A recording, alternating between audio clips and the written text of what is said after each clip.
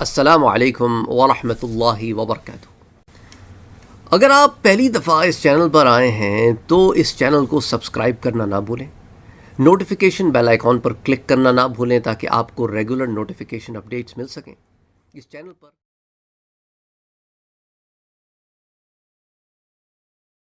السلام علیکم ورحمۃ اللہ وبرکاتہ۔ احادیث مبارکہ میں یہ بیان کیا گیا ہے کہ قبر میں دو حالتیں، قبر یا تو جنت کے باغوں میں سے ایک باغ ہے یا پھر دوزخ کے گڑھوں میں سے ایک گڑھ۔ اس حوالے سے حدیث مبارکہ میں جو الفاظ آتے ہیں وہ یہ ہیں کہ انما القبر روضۃ من ریاض الجنہ او حفرۃ من حفر النار، بے شک قبر جنت کے باغات میں سے ایک باغ ہے یا آگ کے گڑھوں میں سے ایک گڑھ۔ اس روایت کو امام ترمذی نے السنن میں روایت کیا ہے، کتاب صفت القیام والرقائق والورع، اس میں حدیث نمبر 2460، اور امام طبرانی اسے المعجم الاوسط میں روایت کرتے ہیں، حدیث 8613۔ تو گویا قبر کی تعریف یہ ہے کہ کسی کے لیے تو جنت کا باغ ہے تو کسی کے لیے یہ دوزخ کا گڑھا۔ دراصل یہی قبر کسی کے لیے جنت ہے اور کسی کے لیے دوزخ۔ حضرت عثمان رضی اللہ تعالی عنہ جب کسی قبر پر سے گزرتے تو بہت زار و قطار روتے،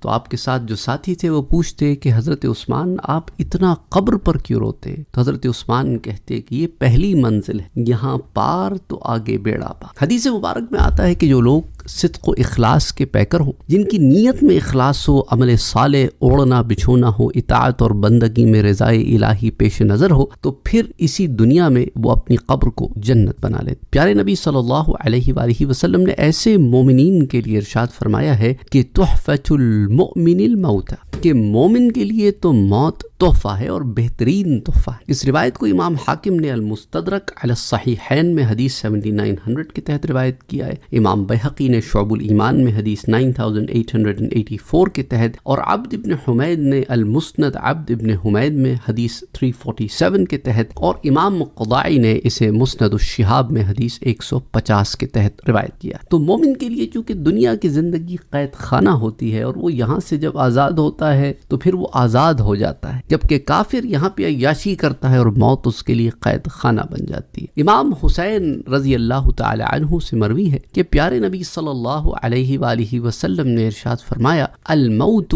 ریحانۃ المؤمن، موت مومن کے لیے جنت کی خوشبو ہے۔ اللہ اکبر اللہ اکبر اللہ اکبر۔ اس روایت کو امام دیلمی نے مسند الفردوس میں روایت کیا، حدیث 6718، اور اس کو ہندی نے کنز العمال میں روایت کیا ہے، حدیث 42136۔ اسی طرح حضرت انس بن مالک روایت کرتے ہیں کہ حضور صلی اللہ علیہ وآلہ وسلم نے ارشاد فرمایا الموت کفارۃ لکل مسلم، موت ہر مسلمان کے لیے کفارہ ہے۔ اور ایک روایت میں آتا ہے کہ الموت کفارۃ للمؤمن، موت ہر مومن کے لیے کفارہ ہے۔ اب موت مومن کا کفارہ اس طرح بنتی ہے کہ موت سے اس کی ہر کمی کی تلافی کر دی جائے گی۔ جو موت کی سختیاں اور تکلیفوں سے انسان گزرے گا، بیماری ہو یا جو کوئی پروسیس ہو، تو اس سے انسان کے لیے آخرت میں آسانیاں ہوں گی۔ اچھا، اس روایت کو امام قضائی نے مسند الشہاب میں حدیث 171 سے 173 تک روایت کیا ہے، امام ابو نعیم نے حلیۃ الاولیاء کی جلد 3 صفحہ 121، امام بیہقی شعب الایمان میں حدیث 9885 اور 9886 میں، اور ہندی نے کنز العمال میں حدیث 42122 کے تحت اس روایت کیا ہے۔ اچھا، اسی طرح ایک روایت میں آتا ہے کہ حضور صلی اللہ علیہ وآلہ وسلم نے ارشاد فرمایا کہ ان العبد المؤمن اذا كان في انقطاع من الدنيا واقبال من الاخرہ، تو حضور نے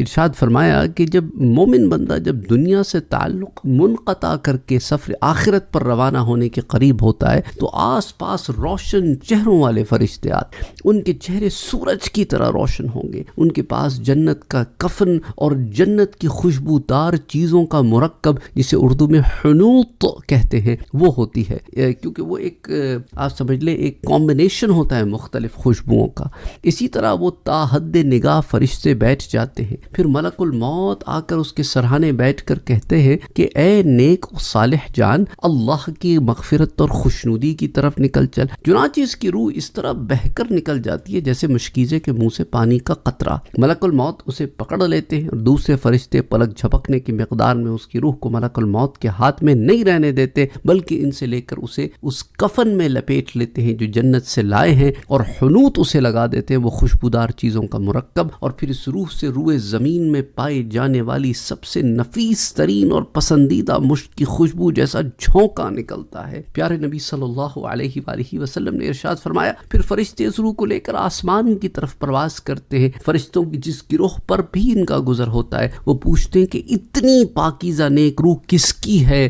وہ جواب میں کہتے ہیں فلاں کا بیٹا فلاں، اور اس کا وہ بہترین نام بتاتے ہیں جس سے دنیا میں لوگ اسے پکارتے تھے، حتیٰ کہ وہ اسے لے کر آسمان دنیا تک پہنچ جاتے اور دروازہ کھلواتے ہیں، ان کے لیے دروازہ کھول دیا جاتا ہے، اور ہر آسمان کے مقرب فرشتے اسے الوداع کرتے ہوئے اگلے آسمان تک اسے چھوڑ آتے، اس طرح وہ اسے لے کر 7ویں آسمان تک پہنچ جاتے ہیں۔ وہاں اللہ فرماتا ہے میرے بندے کا نام علیین میں لکھ دو اور اسے واپس زمین کی طرف لے جاؤ، کیونکہ میں نے اپنے بندوں کو زمین کی مٹی ہی سے پیدا کیا ہے، اسی میں لوٹاؤں گا اور اسی سے دوبارہ زندہ کروں۔ تو بڑی طویل یہ روایت ہے، اس کا ایک ٹکڑا میں نے آپ کے ساتھ شیئر کیا ہے۔ تو اس روایت کو امام احمد ابن حنبل نے المسند میں حدیث 18557 کے تحت، امام ابن ابی شیبہ نے المصنف میں حدیث 12059 کے تحت، امام عبد الرزاق نے المصنف میں حدیث 6737 کے تحت، اور امام بہقی نے شعب الایمان میں حدیث 395 کے تحت اسے روایت کیا ہے۔ تو مومن کے لیے یکے بعد دیگرے 7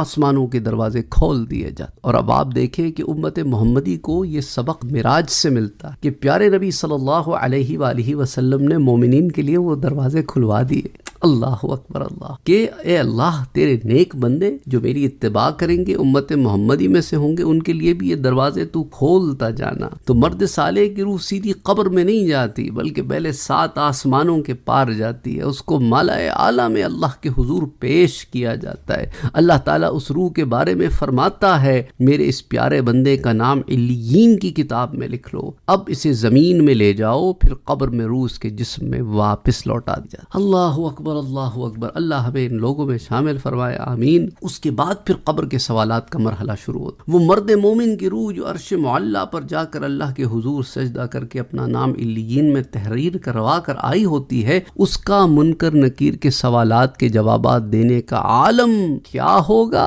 یہ آپ اور میں اندازہ بھی نہیں لگا سکتے۔ وہ تو ابھی رب کی رضا میں لوٹی ہے، راضیم مردیہ لوٹی ہے، تو فادخلی فی عبادی وادخلی جنتی والا اس کے ساتھ تو معاملہ ہے۔ جب فرشتے اسے اٹھا کر پوچھتے ہیں من ربک ما دینک ما ھذا الرجل الذی بعث فیکم، تیرا رب کون ہے، تیرا دین کیا ہے، اور یہ شخص جو تیری طرف مبعوث کیے گئے یہ کون ہے، جسے امام بخاری بھی روایت کرتے ہیں کہ تم اس ہستی محمد مصطفیٰ کے بارے میں کیا کہا کرتے تھے۔ اس پر ہم بڑی تفصیل سے بات کر چکے ہیں پہلے، بخاری شریف میں کتاب الجنائز میں حدیث 1273۔ پھر جب وہ حضور صلی اللہ علیہ وسلم کو پہچان کر تمام سوالات کے درست جواب دے دیتا ہے اور امتحان میں کامیاب ہو جاتا ہے، فَيُنَادِي مُنَادٍ فِي السَّمَاءِ، پھر ایک آواز لگانے والا آواز دیتا ہے آسمان سے، ان صدق عبدی، میرے بندے نے سچ کہا، کہ اللہ کا پیغام ہے اس بندے کے لیے کہ میرے بندے نے سچ کہا۔ پھر ارشاد ہوتا ہے فَأَفْرِشُوهُ مِنَ الْجَنَّةِ، اسے جنت سے بستر عطا کر دو، وَأَلْبِسُوهُ مِنَ الْجَنَّةِ، اب اسے جنت کا لباس پہنا دو، وَافْتَحُوا لَهُ بَابًا إِلَى الْجَنَّةِ، اور جنت کی طرف اس کی قبر کا دروازہ کھول دو۔ اللہ اکبر، سبحان اللہ، الحمدللہ، لا حول ولا قوة الا باللہ العلی العظیم رب العرش الکریم۔ کیا سبحان اللہ، کیا شان ہے نا میرے رب۔ اب اس کی قبر جنت کا باغ بنا کر تحد نگاہ وسیع کر دی جاتی ہے۔ یہ تو ہے عام مومن کا حال، جو جتنی زیادہ کمائی کر کے جائے گا اس کی قبر اتنی ہی وسیع و عریض اور کشادہ ہو جاتی۔ پھر ایک اچھے لباس پہنا ہوا، اچھے کپڑے پہنا ہوا، خوش لباس جسے کہتے ہیں، خوشبودار، معطر اور خوبصورت شخص اس کے پاس آ کر کہتا ہے ابشر بالذی یسرک ھذا یومک الذی کنت توعد، میں تمہیں ایسی خوشخبری دیتا ہوں جو تمہیں خوشی عطا کرے گی، یہ تمہارا وہ دن ہے جس کا تم سے وعدہ کیا گیا۔ تو صاحب قبر خوشخبری دینے والے خوبصورت نوجوان سے پوچھتے پوچھتا ہے کہ تم کون ہو؟ تو وہ نوجوان جواب دیتا ہے انا عملک صالح، میں تیرا نیک عمل ہوں جو تو زندگی میں کیا کرتا تھا، آج میں تجھے مبارکباد دینے والا ہوں۔ جب قبر والا صالح مرد اپنے ساتھ یہ حسن سلوک، قبر کی وسعتیں، انوار و تجلیات، بشارتیں اور آرام راحتیں دیکھے گا تو پھر بے ساختہ پکار اٹھے گا، ربی اقم الساعہ، اے میرے رب بس تجھے تیری عزت کی قسم قیامت ابھی قائم کر دے۔ سبحان اللہ، سبحان اللہم اجعلنا منہم، اے اللہ ہمیں ان لوگوں میں شامل فرما جن کا یہ حال ہوگا۔ امام احمد اسے روایت کرتے ہیں المسند میں حدیث 18557، مصنف ابن ابی شیبہ میں حدیث 12059، امام عبد الرزاق اس کو المصنف عبد الرزاق میں حدیث 6737، اور امام بہقی شعب الایمان میں حدیث 395۔ تو اب وہ خیال کرے گا کہ اے باری تعالیٰ جب میری قبر میں تیری راحت و عنایت، تیری شفقت اور کریمی کا یہ عالم ہے تو پھر قیامت میں مجھے کیا کیا انعامات ملیں گے؟ تو وہ کہتا ہے باری تعالیٰ پھر قیامت قائم کر دے۔ چنانچہ جب قیامت بپا ہوگی تو اچانک ایک آواز آئے گی، انا ربکم، میں تمہارا رب ہوں، جیسے صحیح مسلم میں یہ روایت آتی ہے کتاب الایمان میں حدیث 191۔ تو قیامت کے دن نیک صالح اور اللہ والے جنت میں سر اٹھائیں گے تو سامنے پیکر جمال ذات الہی کو اس کی شان کے لائق دیکھیں گے۔ یہ اللہ والوں کی قیامت ہوگی، یہی اللہ والوں کی جنت ہوگی۔ باقی رہی حور و قصور اور جنت کی زیب و زینت تو عاشقوں کو نہ تو دنیا